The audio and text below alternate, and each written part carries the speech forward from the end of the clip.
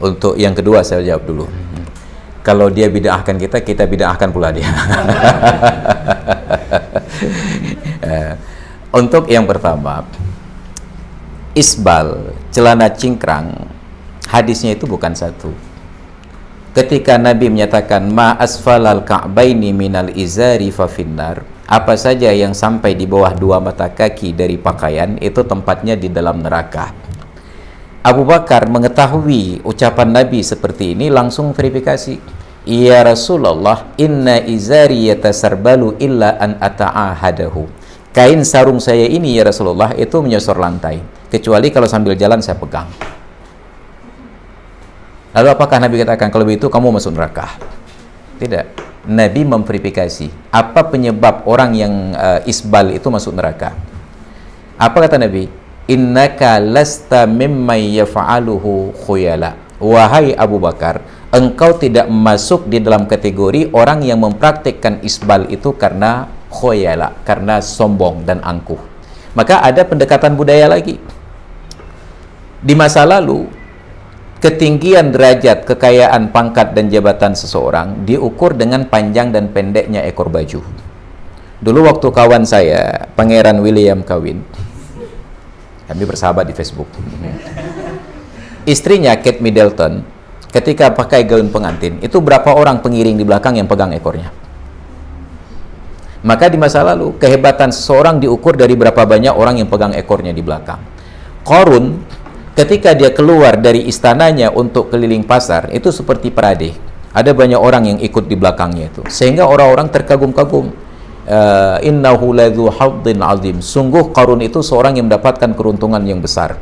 Tapi ketika besok terjadi likuifaksi, Qarun berikut dengan hartanya tenggelam, mereka merasa bersyukur, untung kita nggak diberikan kekayaan seperti Qarun.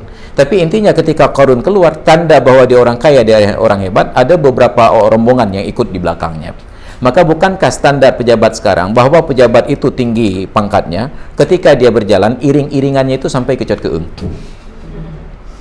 Itu tanda dia hebat jabatannya. Sekarang tidak ada lagi dalam bentuk ekor pakaian, teman, ekor rombongan. Dulu ekor pakaian itu jadi standar. Sekarang justru orang yang pakaiannya nyusur lantai itu lebih identik dengan orang miskin. Kenapa? Karena dia beli celana yang sudah jadi, sebab harganya murah. Ongkos jahit celana itu lebih mahal daripada membeli celana yang sudah jadi. Ongkosnya saya Rp150.000 nggak kurang. Padahal kalau beli celana 3 lembar udah dapat. Tapi celana yang sudah jadi ini tidak diukur di cat keung dan di dalam gugup.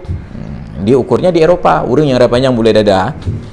Maka saat dibeli oleh orang yang tidak punya uang ini, otomatis panjang nyusur lantai. Jadi kalau dia masih pakai celana sepanjang itu, tidak diperbaiki, tidak dipermak, tidak dipotong, itu menunjukkan dia nggak punya uang untuk bayar ongkos. Maka justru terbalik kondisinya sekarang. Ada pendekatan-pendekatan budaya. Maka sama pendekatan budaya itu seperti kasus memuliakan anak yatim. Nabi menyatakan memuliakan anak yatim itu mengusap kepalanya, setiap lembar rambut yang tersentuh oleh tanganmu adalah sebuah kebaikan. Kalaulah hadis mengusap kepala anak yatim ini dipahami secara harfiah, maka sungguh ketika mengusap kepala anak yatim yang perempuan itu harus buka jilbab dulu. Nah, buka jilbab dulu. Kenapa, Pak? Karena kalau nggak bersentuhan dengan rambutmu nggak dapat pahala. Wah, ma'ijik rakaat. Ini contoh pendekatan budaya. Jadi tidak diartikan secara harfiah. Maka hadis Nabi tentang isbal itu tadi masuk neraka, itu dibantah pada hadis yang sama dalam pertanyaan Abu Bakar. Ternyata yang jadi masuk neraka itu bukan karena isbalnya, tapi karena illatnya, khuyala, karena sombongnya.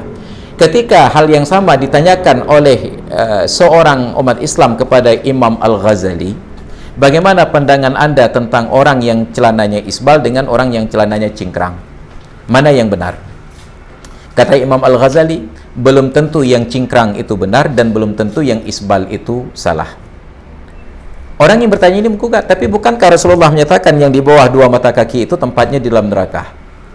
Kata Imam Al-Ghazali, itu hanya apabila terjadi sombong. Justru boleh jadi yang cingkrang itu yang masuk neraka.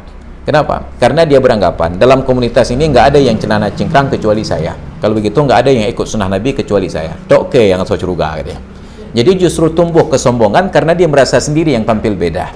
Maka mempersepsikan tentang isbal itu tidak cukup dengan satu hadis. Maka kesalahan fatal dari kawan-kawan kita yang salah fikir ini adalah mengambil satu matan hadis atau satu ayat langsung menyimpulkan sebuah hukum. padahal harus dicari benang merahnya. Benang itu yang dicari yang merahnya, beda dengan kambing kalau cari hitamnya. Kalau meja yang hijaunya beda. Meja hijau, benang merah, meja bundar dari sisi warna. Dicari titik temunya. Maka nanti ada kajian hadis tematis dalam satu bab itu apa saja yang ada hadis-hadis yang bersamaan, diambillah jalan tengah. Itu kan sama persis seperti ketika mereka sholat tangannya taruh begini di atas dada katanya. Lalu apakah Imam Syafi'i itu lupa membaca hadis tersebut sampai menyatakan bahwa tangan itu di atas pusat di bawah dada? Apakah Imam Malik lupa kepada hadis tersebut sampai menurut beliau tangan itu lurus saja istirsal di samping kanan dan kiri? Apakah Imam Hanafi tidak mengakses hadis tersebut sampai beliau katakan tangan itu di bawah pusat? Lalu adakah semua imam-imam ini salah dan mereka saja yang benar? Maka praktek seperti inilah yang keliru di dalam agama. Makanya mereka terlalu gampang membid'ahkan orang lain sebab yang mereka baca dari nas-nas agama hanya sedikit. Orang yang sedikit tahu gampang merasa takabur. Orang yang sudah banyak tahu gampang untuk menjadi kagum kepada orang lain. Maka kalau ketemu mereka membidah-bidahkan, bilang saja, Anda pun ahli bid'ah juga. Karena Nabi tidak pernah membid'ahkan orang lain. Maka siapa yang pertama membid'ahkan orang lain itu juga termasuk perbuatan bid'ah. Nggak pernah Nabi katakan itu bid'ah, itu bid'ah.